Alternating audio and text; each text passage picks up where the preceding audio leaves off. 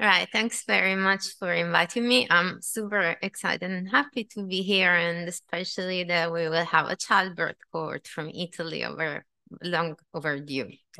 So what I thought I will talk to you about today is a little bit the economic perspective on child well-being and something that I've learned using cohort data pretty much all from the United Kingdom on inequalities, determinants, and consequences on child well-being. And for those of you who don't know me, I'm Gabriella Conti. I'm a professor of economics at University College London in the Econ department in the Center for Longitudinal Studies. So now let's see how long it will take to go to the next slide. So let's start with saying we know that child well-being matters. And we know so well that early childhood development is now included in the Sustainable Development Goals, where the proportion of children under 5 who are in track in well-being and the variety of dimension is a key aim.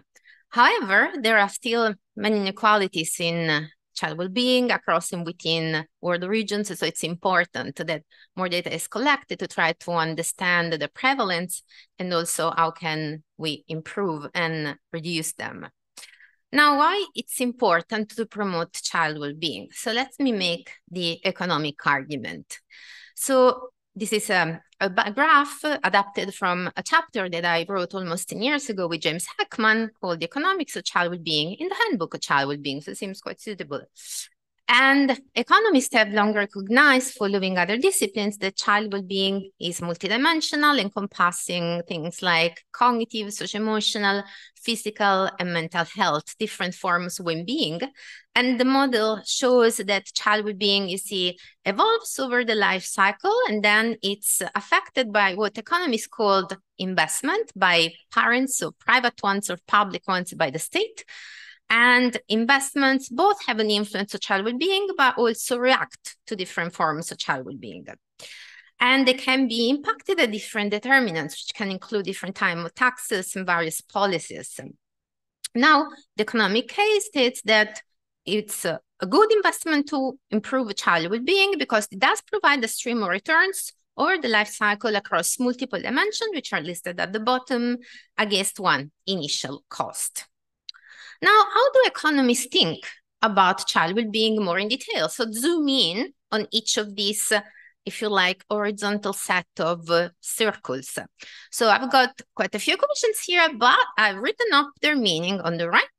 So believe me if I tell you that the way economists think is like parents being the decision maker, which is true, especially when the children are young and then children can decide by themselves. And usually economists think of people maximizing utility, just trying, to be as happy as they can, given the resources they have. And parents, in the simplest model we can think about, derive utility from their own consumption and the well-being of the child.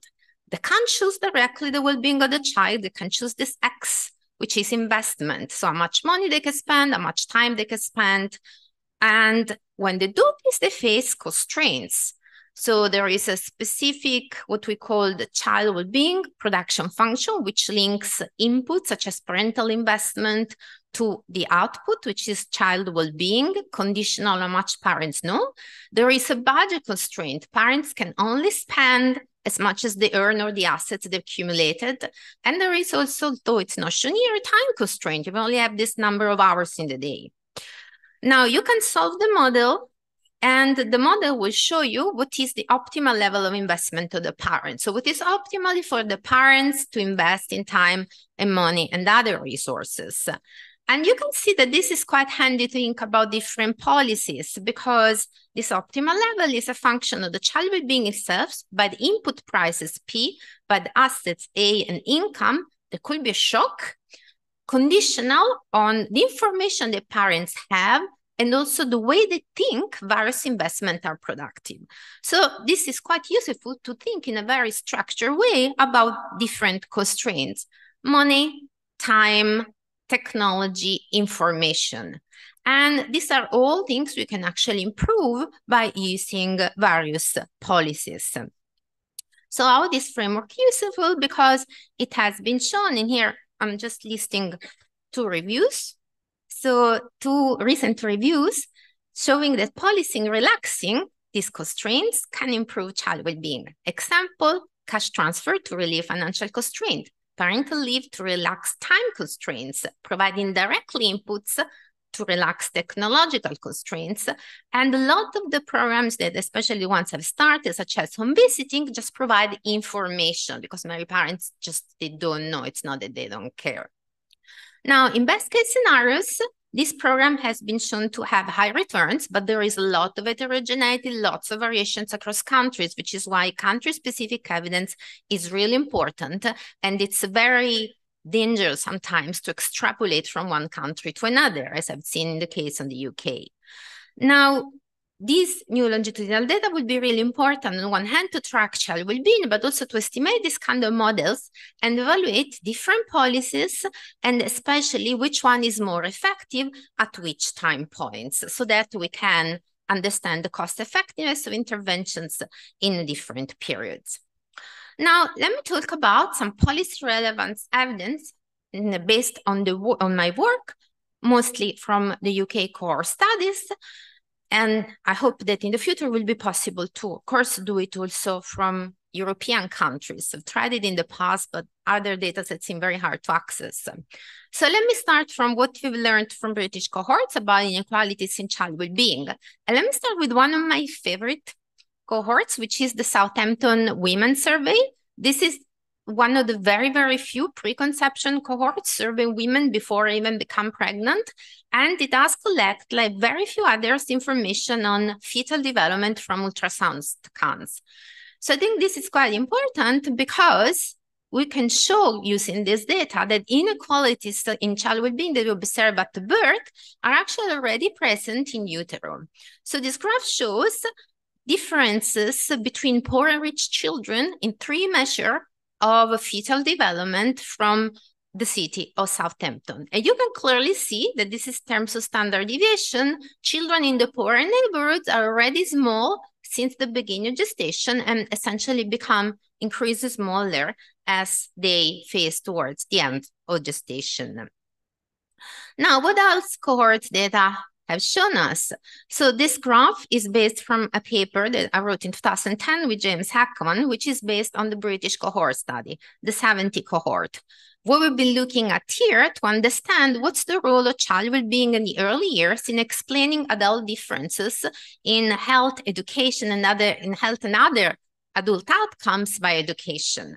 And the white part of the bar here shows the proportion of educational differences in adult outcomes which are due to child well-being before the 10 years of life. So you can see that in many cases it's up to a half, which can be explained, which points to the fact that improving early life circumstances can actually go a great deal to improving inequalities in adulthood.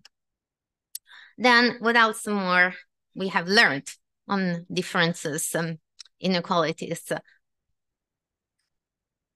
in child well-being. So I know that the next graph that it should come up,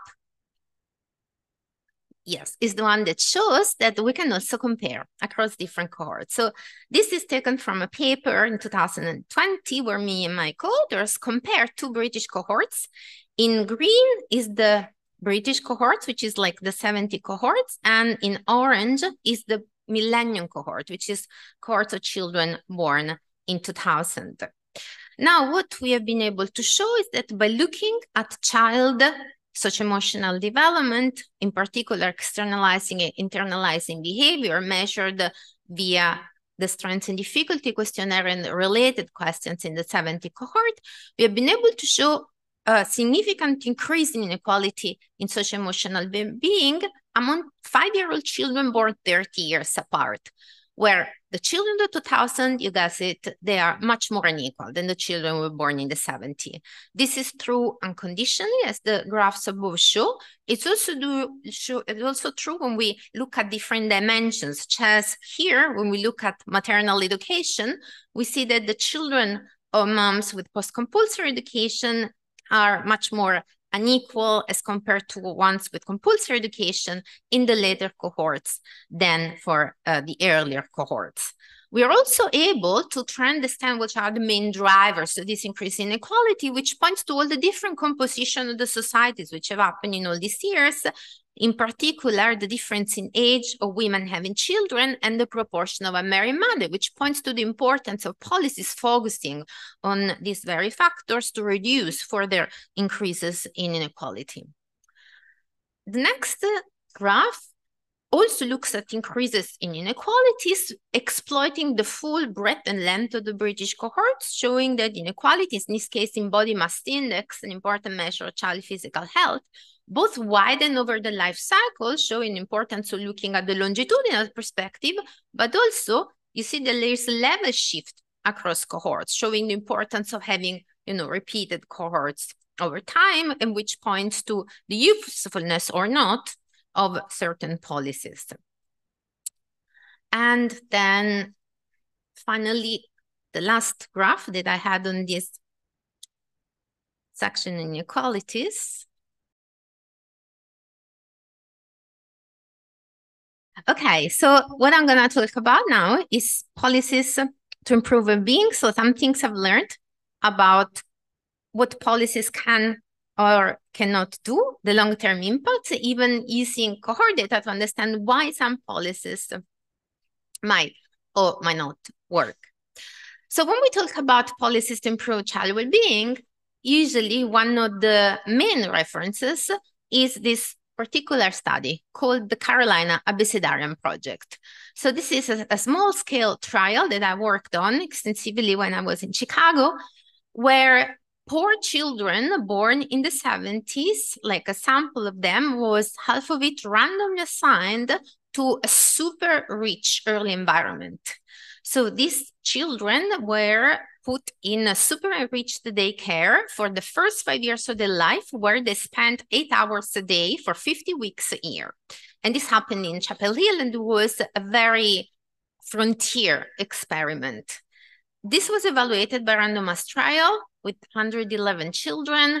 And the key thing about this program to me is the fact that it was a very comprehensive program, what we would say like omnibus or integrated. So the kids were provided inputs to improve their well-being and a variety of dimensions. They were given cognitive and behavioral stimulation. They were provided basic healthcare on the sides. They were provided nutrition. So it really emphasizes the importance of this holistic set of inputs that, given that the different dimensions are interconnected and they all interact with each other, we really need to intervene and try to improve different factors. And so perhaps or surprisingly, this program message showed huge benefits to the life of the children throughout adolescence, adulthood, and across several dimensions, ranging from education to labor market outcomes to social care. The papers that I worked on in particular have shown improvements in health across a variety of dimensions, ranging from a significant reduction in the prevalence of chronic conditions. And we have critically shown that these reductions can be explained in half by the development of the child in the first 2 years of life. So this is quite important to show that when you have long-term effects, it's important to understand where do they come from, because it tells you something about like the timing and in this case, the type of intervention. Now, of course, it's all very nice. We know there are a few of these small-scale trials. Many of them are well done, tend to work, high quality, closely monitored. What's really much harder instead is try to develop and improve child well-being at scale, like we would like to do with Europe and in general with the whole world. And there's been a very good example in England in trying to do that, which was the Sure Start program, which I'm sure many of you are familiar with. This was a quite bold, ambitious program, which was set out by the Labour government of Tony Blair in 1998, and sadly progressively dismantled by the Tories to the point that now it doesn't exist anymore. But anyway, what this program was trying to do, try to give parents of under fives as much they needed to improve their children's lives and their own lives. So they were centers where there was a variety of services for parents of under fives, which are open to everyone. They were universal, so that no one would feel stigma in entering this center. And they were ranging from some childcare provision, stay and play. There were health visitors in this center. There were some basic health signposting, and there were also services for the parents to help them to signpost to Job Center Plus or to give them training programs. Now, in some recent work that I've done with my colleagues at the Institute for Fiscal Studies, we have shown that this program improved the well-being of the children, in particular the psychological, physical health, until they reach adolescence, so until 15 years of age. And this particular piece of evidence that I show here is actually derived from one of the longitudinal studies that we use in this evaluation, which is the UK HLS, and here we show that if a child lived in an area when it was 0 to 5, where there was a greater Sure Start coverage, then you will see that the child will have improved his mental health, measured by the Strength and Difficulty Questionnaire, especially in the internalizing domain, and in general had better self-reported health. Now, what else have we learned? So many of these programs, apart from the Sure Start, which also provide the services on site, actually just provide information to parents. So programs like home visiting, where health professionals visit the parents and help them with the different dimensions of breastfeeding versus immunizations, they just essentially inform parents about what's the best way to improve their children's life chances. And so it comes natural to think that then something like just improving education in a generation would improve the life chances of the next one. And again, this is what we are showing in this paper, which is based in this case on the millennium cohort, where parents were, some of them, affected by a change in the UK education policies, which forced them to stay one more term in school. So this is a change in the time spent in school for the parents. What we see is that the children of the parents who stayed longer in school because of the reform and actually better child well-being, both in terms of cognitive development and psychological development. So sometimes, providing information is critically important. Some parents might just not know. Of course, education can provide more than that, but that goes a long way. Now, the next important question that we can learn from these cohort studies is not only evaluating existing policies, but also think about when will be the optimal timing for a policy. And so let's go back to the Southampton Women study and seeing whether starts intervening in utero when the mother is pregnant might actually have an impact beyond health at birth. So this table here is taken from the same paper that I showed you before. The one uses fetal ultrasound scans and looks at the importance of the development utero, which is this first 3 terms here, versus child health at birth in improving child well-being at 3 years. And what essentially showed, if you look at these like starred outcomes, starred estimates here, it does show that improved development in utero does actually matter for reducing child hyperactivity problems at 3, even when we account for health at birth. So again, evidence that it's important to think about the timing of policies and think about, you do want to definitely start before you see things like, without the needs of ultrasound. Again, one more piece of evidence which speaks to the importance of which dimensions to target. And this is, again, from the 1970 British cohort study, same papers with James Ackman as the one where I show you differences by education. And this shows that it really is important to target the different dimensions of child well-being because each dimension might have a return in terms of different adult outcome. So in this particular case here, we're looking at a health behavior in adulthood, very costly, being a daily smoker. And we see that if we have an intervention which is able to push the child up the distribution, then IQ, cognitive development of the child doesn't do much here, but improving the physical well-being, and in particular the emotional well-being of the child, goes a great deal by reducing the probability of being a daily smoker in adulthood. And more about using cohorts for targeting policies, along, similar lines in the same paper where we looked at differences across cohorts in child social emotional well-being, we see that instead, if we consider labor market outcomes in education, then cognitive skills play a more important role, and also externalizing behavior, so a dimension of social emotional well-being matters for education. So again, it's really important to consider which dimensions to target with which policy to achieve which outcomes we were interested in to improve as a policymaker. One last application in terms of policy making is it's very useful to include variables, collect data, and also try to understand why policy might not work, because otherwise we might not find anything and not knowing why. And this graph here is taken from a study that I conducted during the COVID. So this is data collected by myself on a sample of first-time parents of under fives in England.